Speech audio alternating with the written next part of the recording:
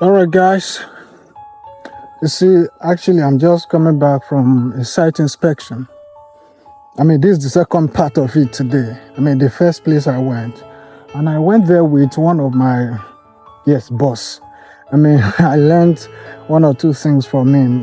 The practical aspect of some of this work that I do.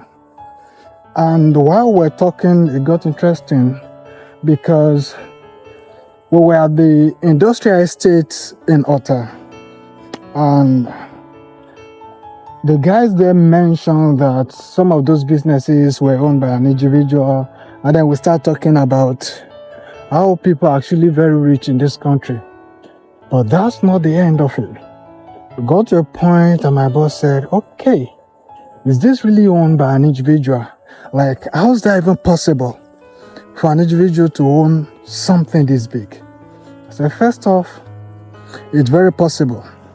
And second of all, it doesn't operate like the way all have imagined it, because you want to own 100% of your business. I said, though it carries one man's name, really is not the singular owner of the business. What it means is, as big as that business is, it's only possible because the owner of the business has partners and investors. And I began to explain to him how that a lot of people, before I got there, he was asking if the partners were just 2 or they were just 3. And I said to him, there could be 20. And I said to him, there could be 20, there could be 30, there could be 40. There will be some that were partners, there will be some who are just investors who just wait for their money to yield dividends and then they take it off from there. Right? So what I'm saying in essence is that your business idea that you have, it's not going to grow as fast as it could if you decide to own everything. So leave room for investors, leave room for partners, leave room for everything possible to make sure you enjoy that kind of growth.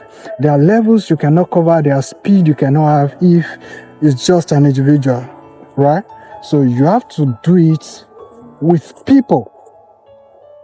And then he was asking how that really works.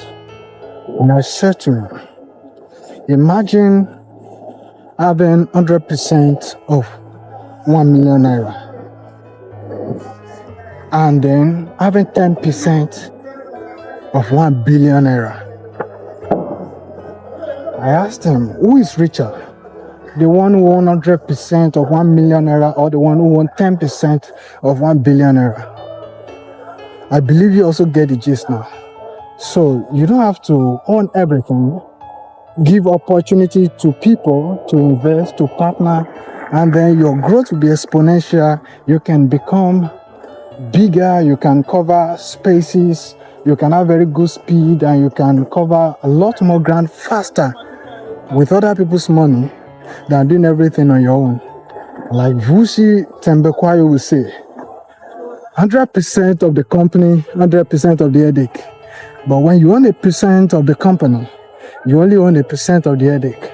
What it then means is that we order people to share the responsibility as much as they want to share in the profit.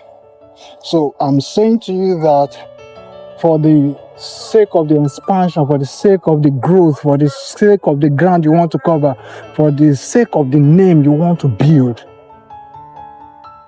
partner. Don't own everything. The reason you want to own everything is because it's not big enough.